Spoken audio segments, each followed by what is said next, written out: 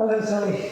Hi, Frances. When I came to see the exhibition before, I was struck by what a good relationship it makes with the display of the Glynn Vivian porcelain as you're coming down the balcony.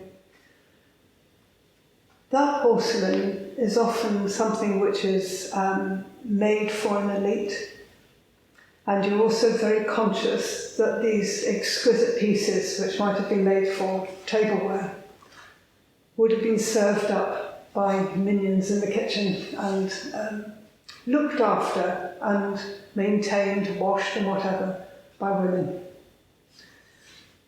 So coming in from exceedingly decorative porcelain, for the most part, 18th century, whatever, and then coming into this gallery, the first thing that strikes you is the utter minimalism, but also the quiet, which is something which is aesthetic and actual, because you come in this gallery, it is a very quiet gallery, being at the end of this balcony. So I just wondered whether you had seen that as well, that there was some sort of relation between, if you like, historical tradition of porcelain, and then coming in here, where you're building on that in many ways, aren't you? Yeah. When I first spoke to Katie Freer, about the possibility of this exhibition, I think that was the first direct kind of link that we talked about. Oh, that's interesting, yeah. Was that the Glynn Vivian obviously has this kind of wonderful, incredible collection of porcelain. Yes. And porcelain sits in the middle of my work. It's like such a central feature. It's the one material that I use, and its qualities are full of metaphor for me. So it's a significant part of the work that I make. So yes, in terms of I was aware, and I've been thinking about it since. So right at the beginning of the project. I met with Peter David, who is the conservator I think he's freelance, but he's conservator for Glynn Vivian, and he's like this extraordinary mine of knowledge. I mean, he can talk, and he's just amazing to listen to. So he took me around the porcelain collection, and that was a really, really important part of the project, actually. It had a really big influence, because I think, although there's this kind of clear lineage in a way, I suppose, in terms of my work and the work that's out there in the corridors as you come in terms of material, and in terms of the processes, the industrial processes. I am using processes which definitely kind of find their roots in industry. The thing that really struck me when I was talking to him, and he was talking about these pieces of work, which to some extent, there's certain pieces, there's that which I just am in love with in the collection. There's a pan that he's a satyr, and it's just exquisitely made. I mean, it's just the kind of mastery of craftsmanship is extraordinary. But to some extent, the pieces can become a bit invisible. I think they sit there behind the cabinet. We've seen there's so many porcelain collections that maybe I've seen that I can walk past them, and there's something about talking to him and his stories about how they would have been used. Yeah. For instance, there's a female figure with a bird cage which is open, and the bird cage was a symbol at that time of virginity, and it was open, and so it might have been used in a kind of a bit of a playful way at a dinner party and placed in its placing. So really interesting stories in that way, so they kind of immediately start to come alive. But I think the most significant thing for me was him talking about the craftsmen who made the pieces and the processes involved in making the pieces. He gave me kind of an awareness of the time that went into the kind of the years of their lives. And possibly generations. Yeah. Companies moving from father to son. Exactly. And then these people moving from one factory to another factory. Yes. But that was their life, this building of skill. I think what's interesting, what you're saying there, and in connection with the Glynn Vivian collection as you walk down, is that you're making a connection with the makers rather than those people who used it. Yes.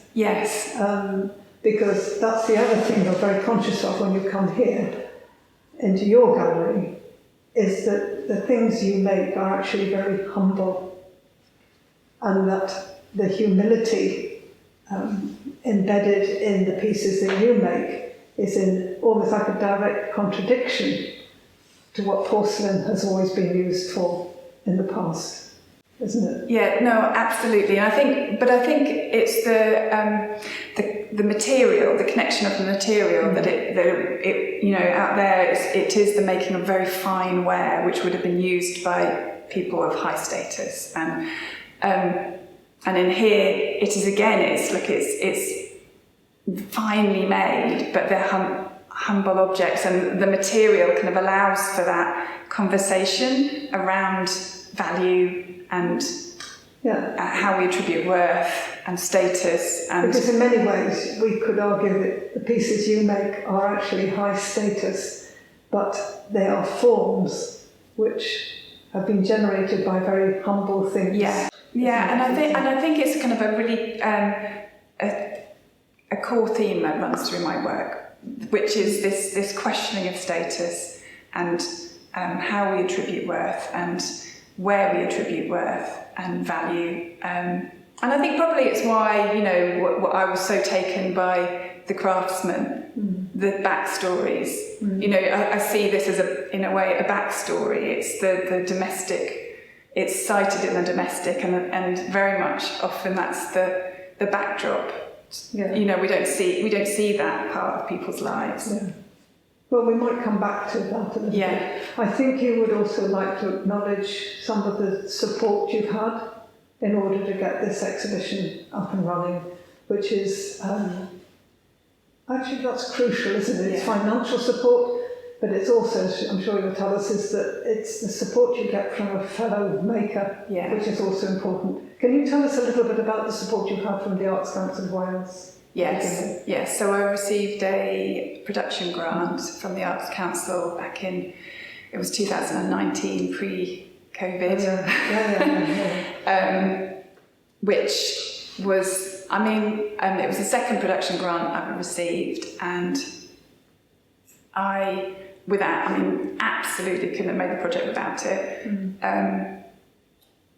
For lots of different reasons. Of course, it supports you financially to do it. But it also forces you to build connections with people, like in order to... Is that one of the criteria of the application, that you should forge those networks? Yeah, so one of the criteria is that, that you've connected with galleries, that you've kind of created a plan for the project.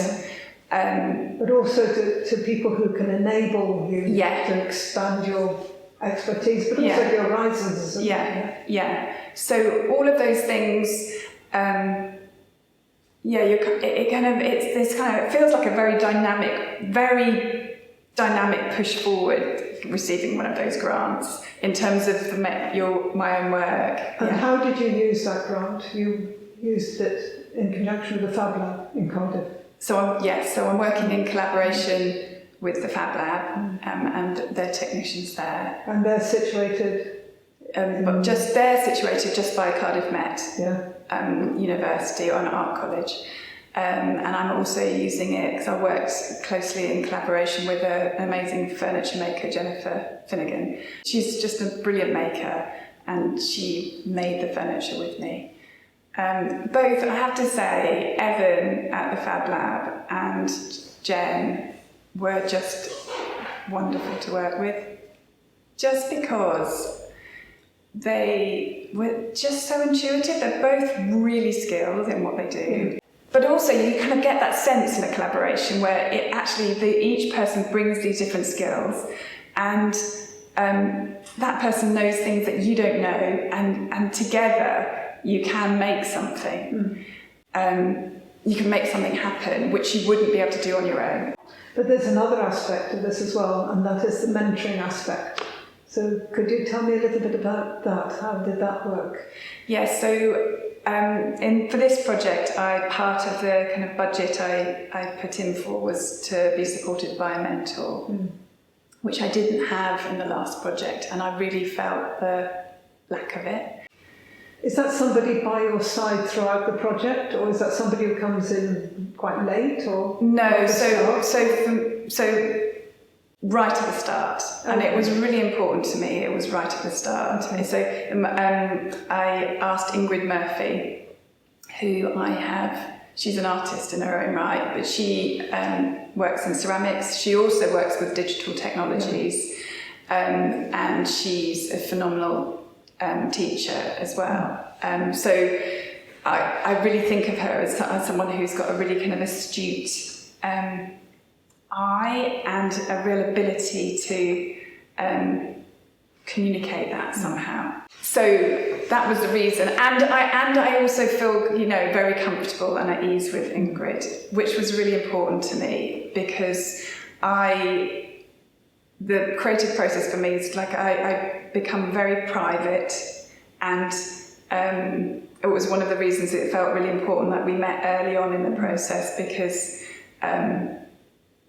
I think had she not been with me all the way, I found it, you know, coming in halfway, that would have been difficult for me. So she was kind of, she knew where its origins, and so therefore there was a sense of her witnessing the process. So I was making work and making videos and sending them to her. You know, talk about that whole period of the pandemic. I really feel it did have quite a lot of influence on some of the, well, on the outcome.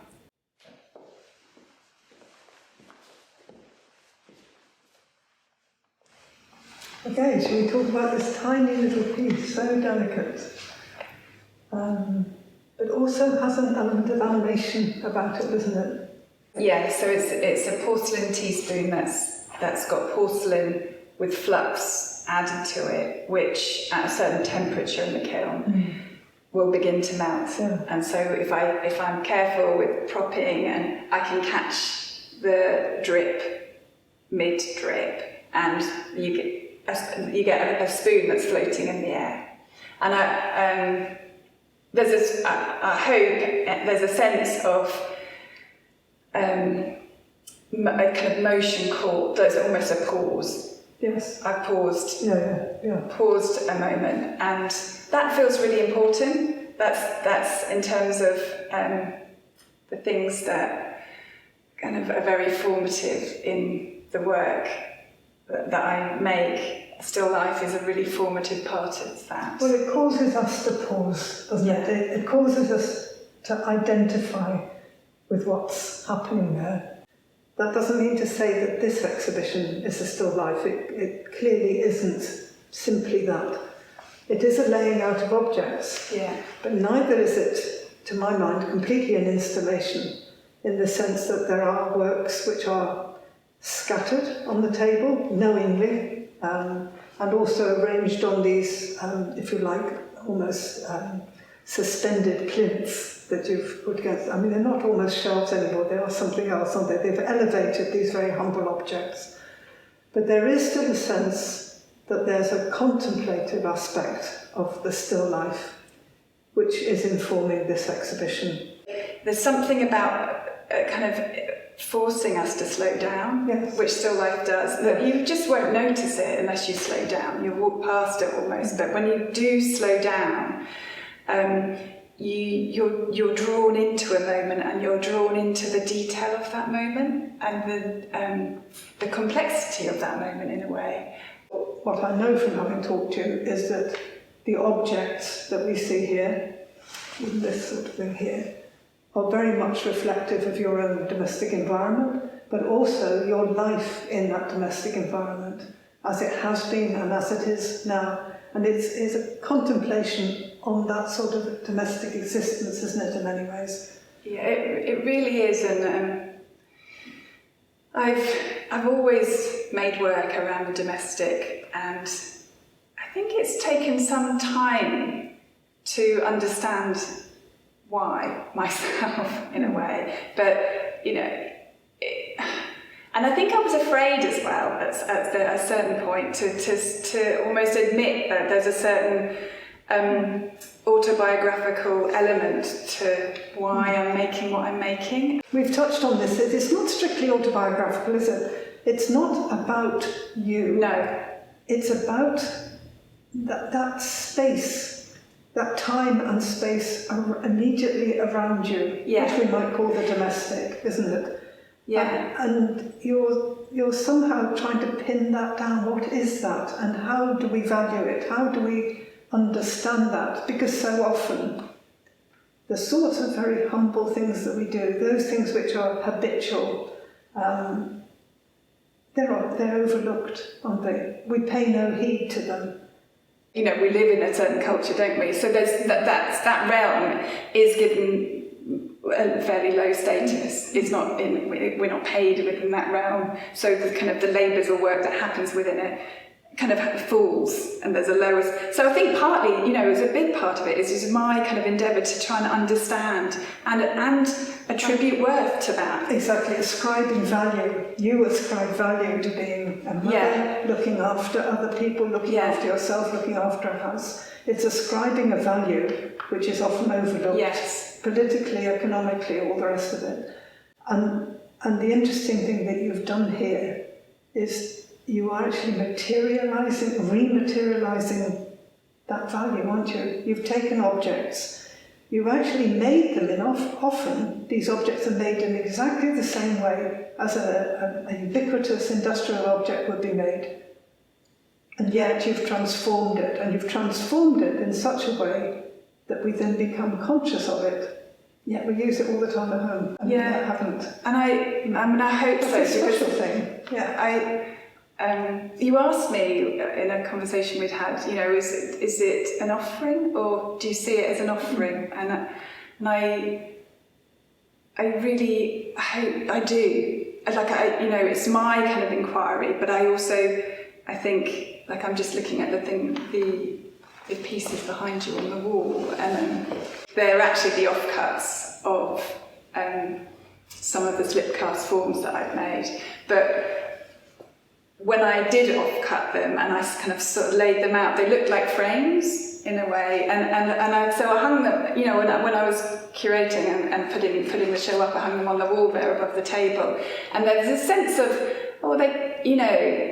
they're anonymous. They could be anyone. But the critical thing is that you've actually reclaimed some waste from a process, haven't you? Yeah. And by reclaiming the waste and reorientating it on the wall, you've actually then created a space for somebody else to insert themselves in imaginatively or otherwise, isn't it? It's the waste aspect, which is the thing which we throw away, which we really have no sense of value for at all. This is a critical thing that we need to be addressing here, and that is that we've talked a little bit about the porcelain and how that brings a particular type of meaning and significance to your work, but it seems that the processes are also key, aren't they? They really are. And as we're standing here, I wonder whether you could just describe for me how you have made this particular piece. Now, these pieces are incidental in your exhibition, aren't they? They're scattered. Yeah. They're not presented in the same way as the ceramic works. No. They're not a formal presentation. No. They're incidental, as you almost find them in the home. Yeah. And they're made of wood. Yes. Yeah. And they're made of wood. But that feels like that's something that's happened in this exhibition, where there's certain elements which are presented, but that I wanted to have certain elements as well which were as if we were in a room, as if someone had been here. And that's what lends the installation aspect to this. It's not entirely an installation, but it's certainly touching on that, isn't it? Yes.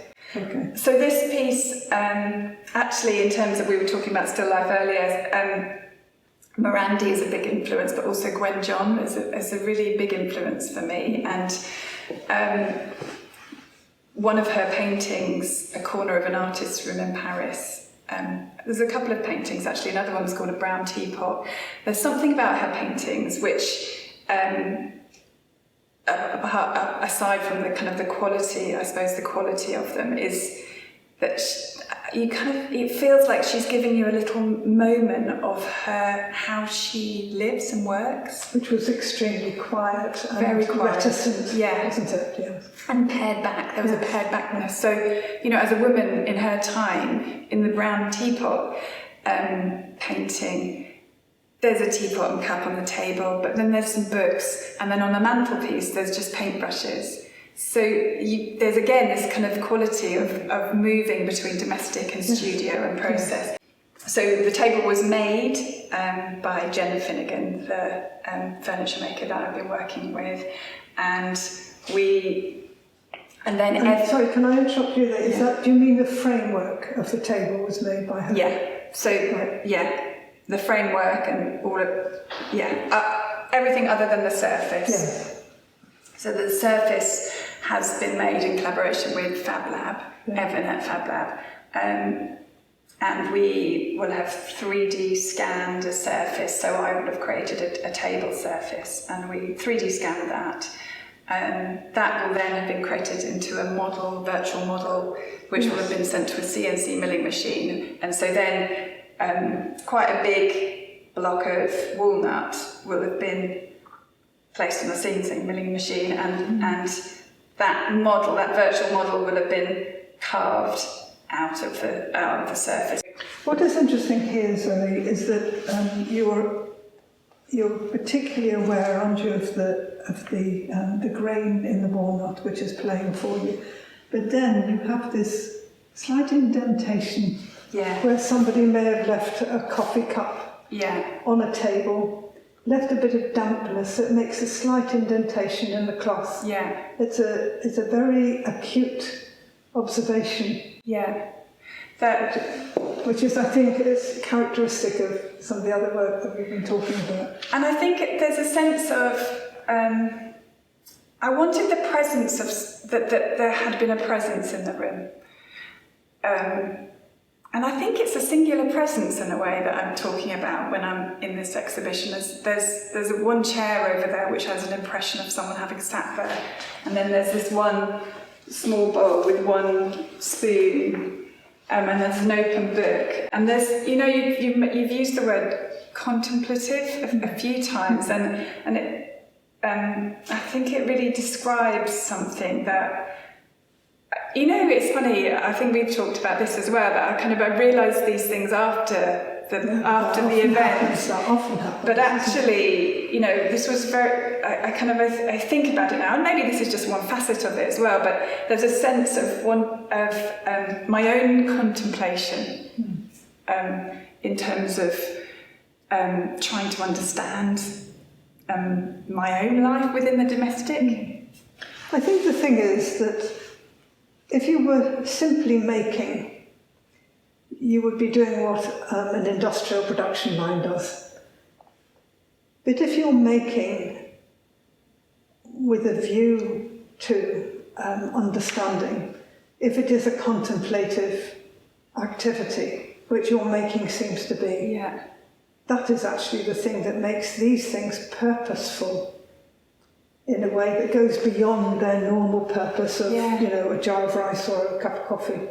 So they're not simply utilitarian, where that is their transformation, isn't it? That they have this capacity that they didn't have before. Yeah. And that's through this particular type of making. Yeah, and there's something about the time that actually goes into the making of them, which is extensive actually. It's a lot, partly because they're made from porcelain, and the slip cast objects, in terms of firing them, porcelain isn't, it's renowned for being difficult. But actually, I don't even like to call it difficult, because there's a sense of, I really feel in relation with it. And there's I think you've read Tim Ingold. He's an anthropologist who talks about making, but there's a phrase that he uses where he talks about a maker joining forces with the material, and I really feel that with I have to join forces and I have to understand porcelain. I think that comes back to this word coalescence as well, which I think is really important. The other thing which I think is interesting about how long it takes you to make something is that is beyond reason. Yes, it is. It's not reasonable. No. So if it's beyond reason, then what has it become? It has become something quite different, which is an object of contemplation, which is actually of very high value. Yeah, which even though it's actually literally represents something which is very humble.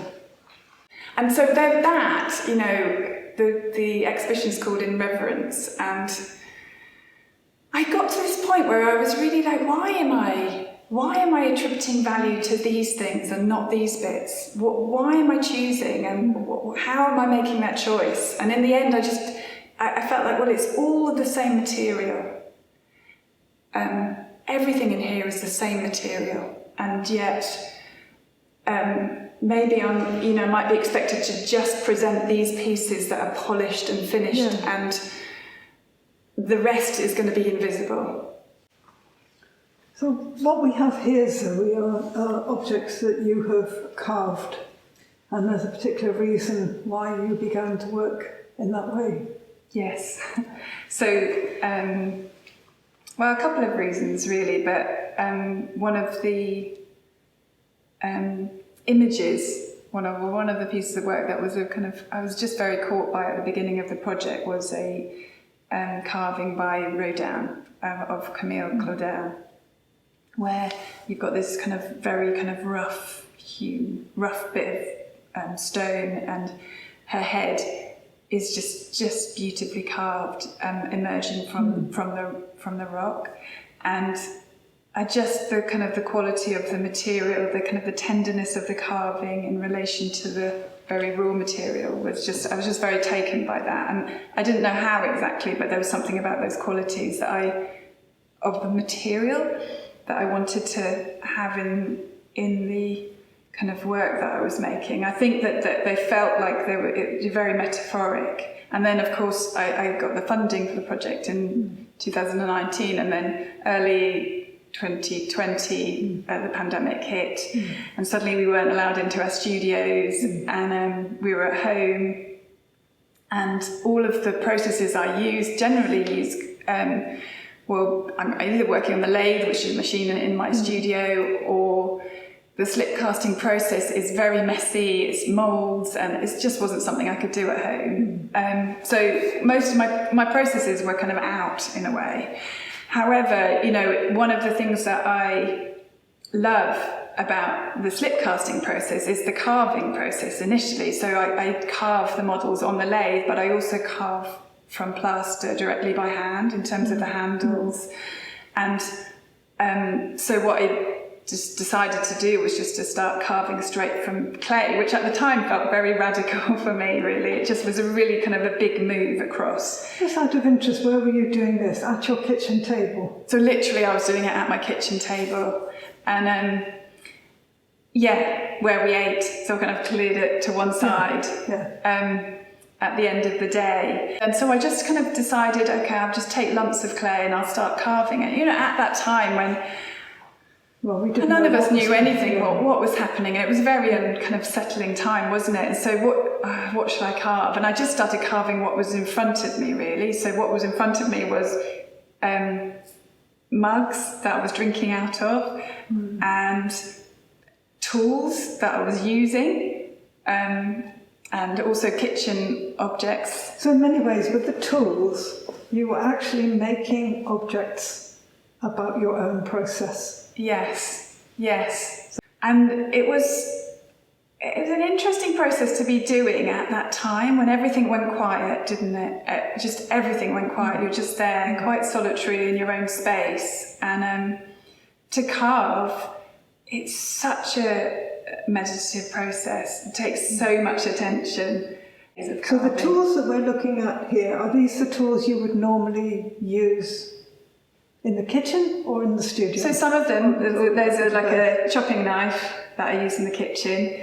I was doing some painting during that time as well, painting objects, and so these was the paintbrushes I was painting with, and this is like it's like a slip brush, but it's got a lovely soft edge which I was brushing the dust off with, and then this is like a potter's knife.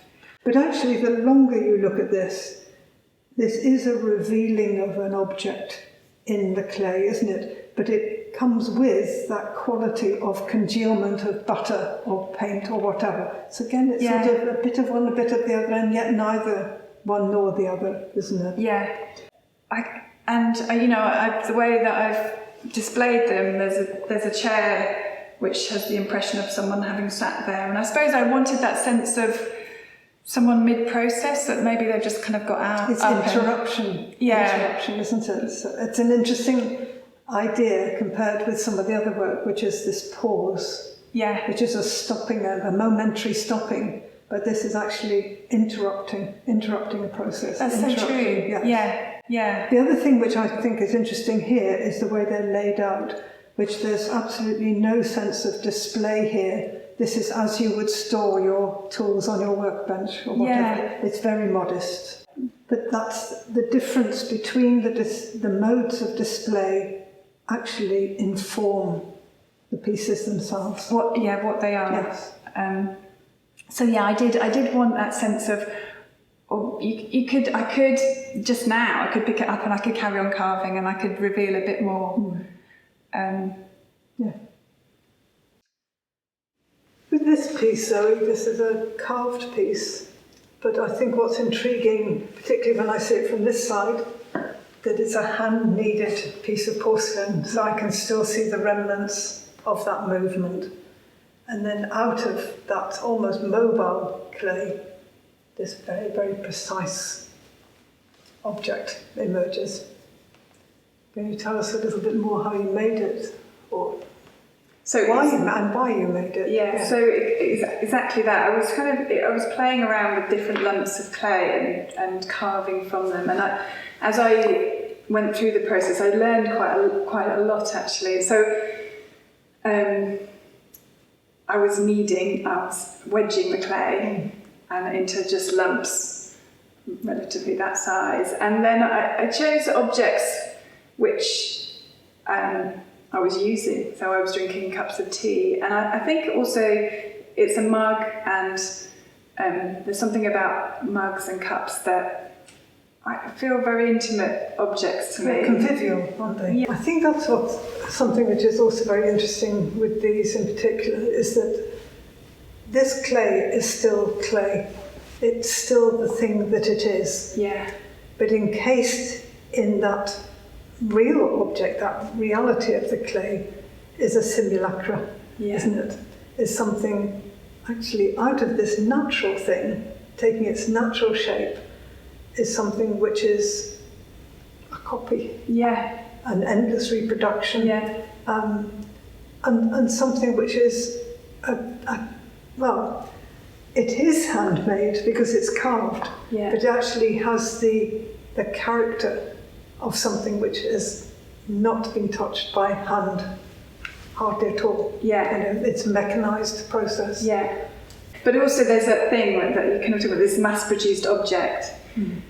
And yet it's the kind of the opposite of that, the mass-produced object, which is kind of produced like in minutes, hundreds of them, and then this hours of time to kind of reproduce this mass-produced object. Yeah, it's a sort of a contradiction in terms, isn't it? And that's what makes it unsettling. That's what actually creates the tension that makes it engaging. Yeah. And once you engage somebody, then you can do the rest of the work with them. Yeah.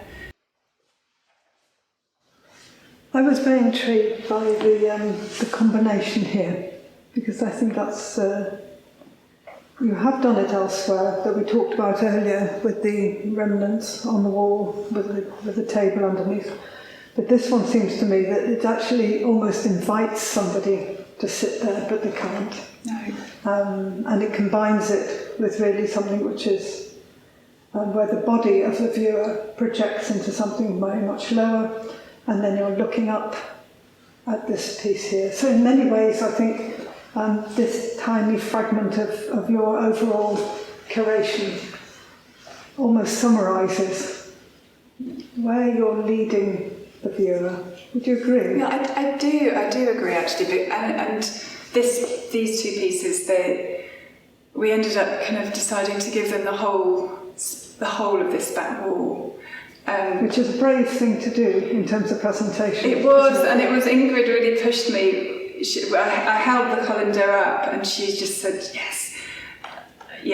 And you know, the exhibition's titled In Reverence, and there's something about giving a colander the whole of the wall, the whole space, and labour and the invisible labour of craft, but also the invisible labour of the domestic has been really a kind of a dominant theme. And so I feel in a way these two objects, there is something that does encapsulate all of the different themes that I've inquired into during this project, really.